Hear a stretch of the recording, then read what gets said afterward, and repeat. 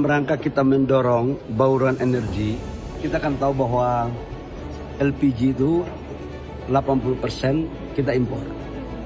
Dan devisa kita setiap tahun keluar untuk LPG minimal 120 triliun. Di saat ICP seperti ini, harga devisa kita keluar untuk membeli LPG itu sekitar di atas 130 triliun. Subsidinya di atas 80 triliun. Nah, kalau kondisi itu terus kita biarkan tanpa mencari diversifikasi bauran energi, itu akan menjadi soal. Maka salah satu alternatifnya adalah kita dorong kompor listrik. Nah, ini sebagai tahap awal karena ada beberapa model kompor listrik yang sekarang kita mintanya itu di sekitar di bawah 900 kWh. Supaya rakyat kita yang di daerah-daerah yang di kecamatan, di desa itu bisa dipakai dengan listrik kapasitas daya mereka yang ada. 815 miliar itu kira-kira berapa unit ya Pak? Ini kan baru satuan 3 ini kan belum keluar.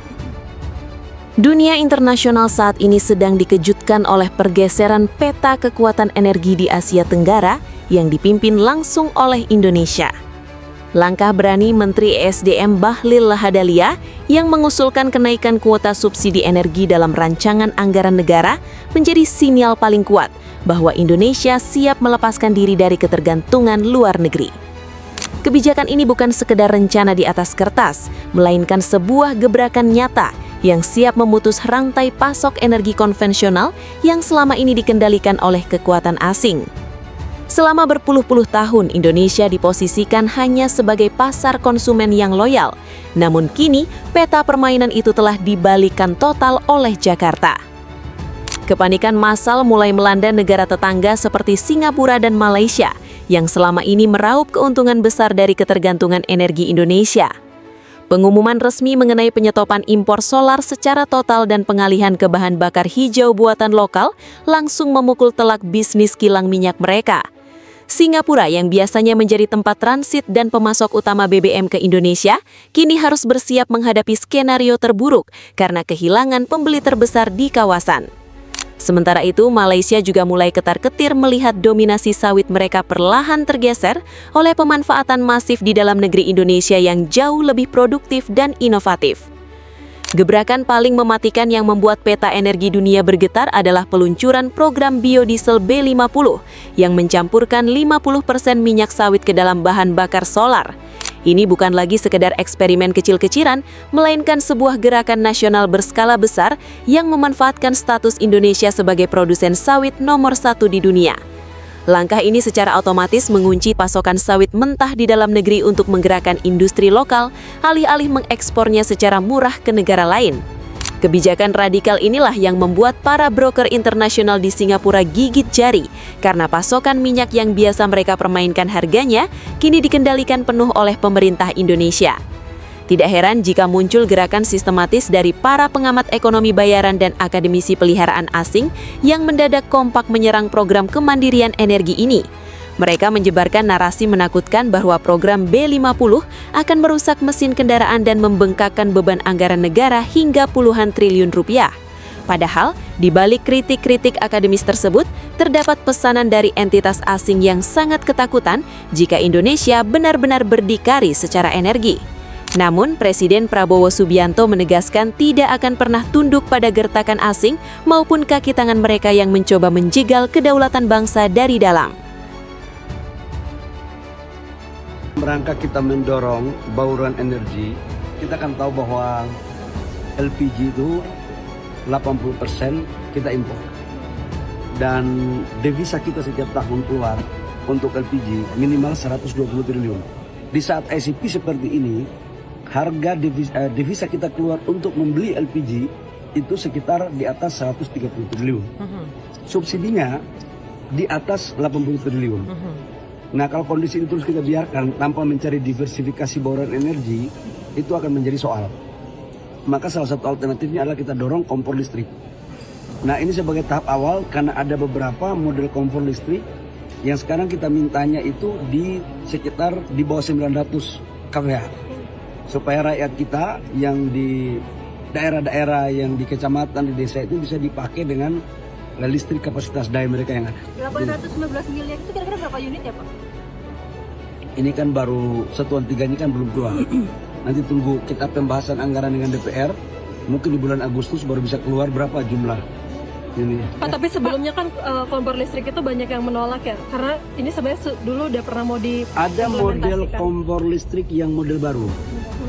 Jadi memang semakin ke sini ada teknologi yang jauh lebih baik dibandingkan teknologi kompor listrik yang lama. Nah, kita juga sekarang sedang lagi melakukan penataan terhadap seberapa besar sih perbedaan positif dari kompor listrik lama dan kompor listrik baru. Menuju negara maju kita harus mampu memiliki ketahanan di bidang energi. Karena itu banyak sekali proyek-proyek yang kita lakukan yang berkaitan dengan energi. Ya. Termasuk juga tadi energi baru dan terbarukan. Kita banyak kemudian sekarang mengembangkan energi baru dan terbarukan. Kemudian juga kita menambah storage kita untuk BBM kita sehingga ketahanan energi kita menjadi lebih tinggi lagi. Kita kemudian melakukan eksplorasi baru untuk menemukan cadangan-cadangan energi baru kita. Termasuk juga tadi, B50 itu dalam rangka sebetulnya menjaga ketahanan kita di bidang energi. Karena kita memiliki sawit yang banyak, kita konvert. Tetapi ini juga harus dipahami oleh masyarakat.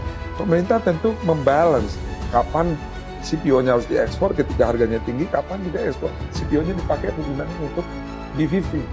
Ini semuanya dipikirkan dengan baik. Ya. Nah di sisi ini termasuk juga kita melakukan DME. Ada proyek hilirisasi untuk mengkonvert batu bara kita menjadi gas. Betul. Tujuannya apa? Karena sebagian besar hari ini adalah gas LPG kita impor. Soon change. Tahun ini tidak lagi kita impor solar. Maka tahun ini dengan B40 tidak lagi kita melakukan impor solar pertama dalam sejarah peradaban bangsa kita. There could be second-round effects on the transport and storage services sectors. Also, the wholesale and retail trade sectors could also be affected because the activity drops. Pasti importir sakit kepala ini. Nanti keluar lagi di sosmed.